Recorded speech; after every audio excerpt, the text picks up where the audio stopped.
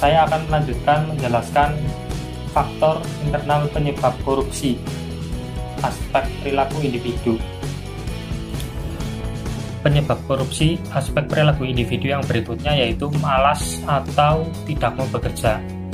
Orang yang malas akan cenderung berpotensi melakukan tindakan apapun dengan cara-cara yang mudah dan cepat.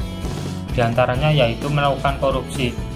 Contoh kasus dari malas seperti seseorang tidak mau berusaha untuk melamar pekerjaan sehingga menjadi pengangguran dan mencari jalan pintas untuk mendapatkan uang.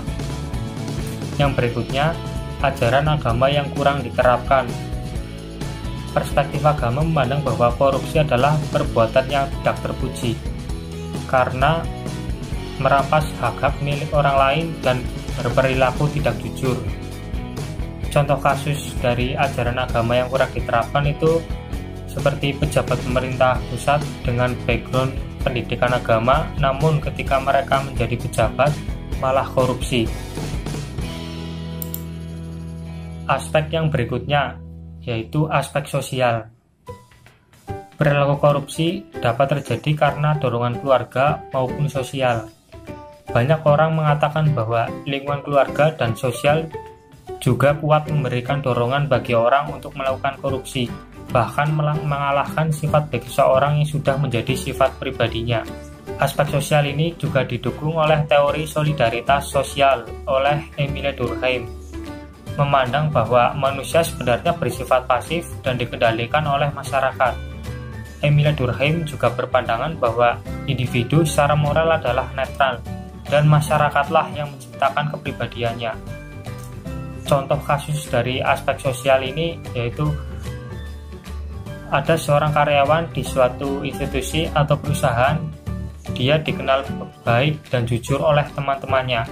Namun setelah menikah, karyawan tersebut menjadi orang yang suka menipu, berbuat curang, dan suka korupsi karena pengaruh lingkungan keluarganya yang baru. Di rumah, istrinya senang terhadap perubahan perilakunya karena menghasilkan banyak uang, walaupun itu adalah hasil dari tindakan korupsi. Faktor internal selesai. Lalu yang berikutnya yaitu faktor eksternal penyebab korupsi. Faktor eksternal penyebab korupsi dibagi menjadi 5 poin. Yang pertama yaitu aspek organisasi, yang kedua sikap masyarakat terhadap korupsi, yang ketiga aspek ekonomi, yang keempat aspek politik atau tekanan kelompok, dan yang kelima aspek hukum. Kita mulai dari aspek organisasi. Penyebab korupsi dari aspek organisasi ada beberapa contoh. Yang pertama, manajemen yang kurang baik.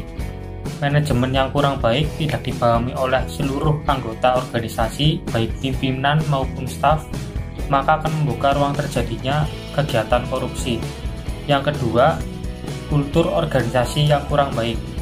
Apabila kultur organisasi tidak dikelola dengan baik, maka akan menimbulkan berbagai situasi yang tidak kondusif di dalam organisasi tersebut. Pada posisi demikian, peluang untuk terjadinya korupsi semakin besar. Yang ketiga, lemahnya pengendalian dan pengawasan manajemen. Semakin lemahnya pengawasan manajemen, maka seluruh anggota staf maupun pemimpin akan semakin berani untuk melakukan tindakan-tindakan curang seperti berbuat korupsi. Yang keempat, kurang adanya sikap keteladanan kepemimpinan. Bila pemimpin tidak bisa memberi contoh yang baik kepada bawahannya, misalnya seperti berbuat korupsi, kemungkinan besar bawahannya akan mengambil kesempatan yang sama seperti atasannya. Yang kelima, manajemen cenderung menutupi korupsi di dalam organisasi. Akibat sifat tertutup ini, pelanggaran korupsi justru terus berjalan dengan lancar dan berbagai bentuk. Sekian dari saya, materi berikutnya akan dilanjutkan oleh rekan saya.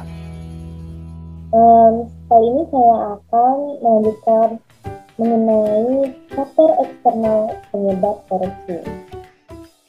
Baik, yang kedua yaitu sikap masyarakat terhadap korupsi. Nilai-nilai di masyarakat dapat menciptakan terjadinya korupsi atau dapat memfasilitasi terjadinya korupsi. Nilai-nilai tersebut dapat dijabarkan sebagai berikut.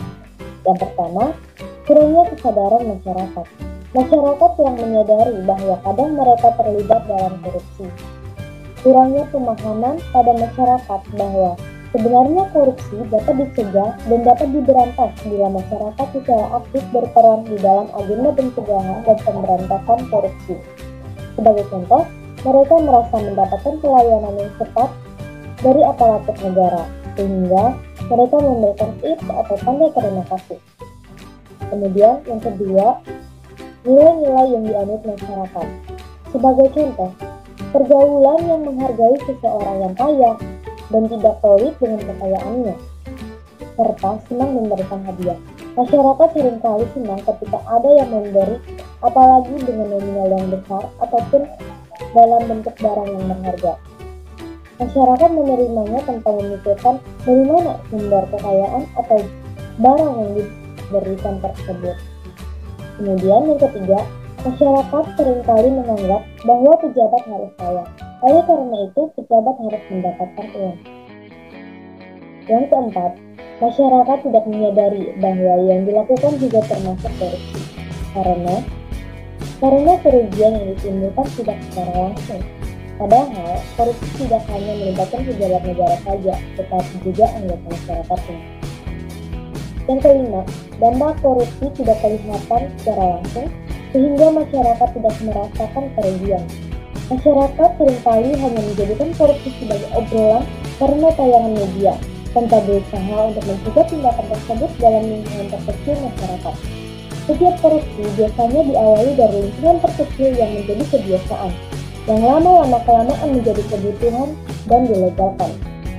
Dan yang terakhir yaitu masyarakat memandang wajar hal-hal umum yang menyangkut kepentingannya.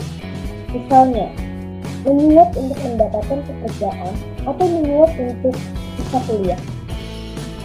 Istilah yang digunakan dikaburkan bukan menyuap tetapi ucapan terima kasih yang dianggap mereka sesuai dengan adat ketimuran.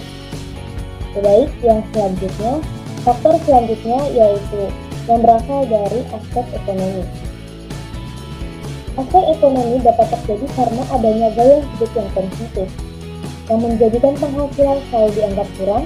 Lingkungan pergaulan juga berperan mendorong seseorang itu menjadi lebih konsumtif dan tidak dapat menetapkan prioritas kebutuhannya. Sebagai contoh, seseorang yang memiliki keinginan untuk membeli pakaian yang terus-menerus dilakukan dan tidak pernah merasa cukup. Faktor berikutnya yaitu berasal dari aspek politik, di mana adanya kepentingan politik untuk meraih dan mempertahankan kekuasaannya. Dalam artian, korupsi juga bisa terjadi karena tekanan pimpinan atau rekan kerja yang juga terlibat. Bahkan, korupsi cenderung dimulai dari pimpinan sehingga staf terpaksa terlibat. Kekuasaan itu cenderung ke korupsi. Kekuasaan mutlak mengakibatkan korupsi mutlak. Perilaku korup juga dipertontonkan oleh partai politik. Tujuan berpolitik disalah artikan berupa tujuan mencari kekuasaan dengan menghalalkan berbagai cara. Perilaku korup seperti penyuapan politik uang merupakan fenomena yang sering terjadi. Sebagai contoh korupsi dalam aspek politik yaitu seseorang yang melakukan penyuapan terhadap panjangnya antrian ataupun prosedur pelayanan publik untuk mempercepat urusannya. Faktor eksternal berikutnya yaitu berasal dari aspek hukum, yaitu substansi hukum di Indonesia sudah menjadi rahasia umum. Masih ditemukan aturan-aturan yang diskriminatif, berpihak dan tidak adil, serta rumusan yang tidak jelas, sehingga menjadi multitafsir, kontradiksi dan overlapping dengan peraturan lain. Penegakan hukum juga masih menjadi masalah. Masyarakat umum sudah mulai mundur kepercayaan kepada aparat penegak hukum, karena praktik-praktik penegakan hukum yang masih diskriminatif dan tidak jelas tujuannya. Masyarakat menganggap ketika terlibat masalah hukum pasti butuh biaya yang tidak sedikit untuk aparat penegak hukum. Karena itu, banyak orang-orang yang menganggap bahwa orang-orang yang banyak memiliki uang dianggap akan luput dari jerat hukum atau mungkin hukumannya lebih ringan dan mendapatkan berbagai kemudahan. Sekian dari saya. Cukup demikian penjelasan singkat materi penyebab-penyebab korupsi dari kelompok kami. Apabila ada tutur kata yang kurang berkenan, kami mohon maaf. Terima kasih. Wassalamualaikum warahmatullahi wabarakatuh.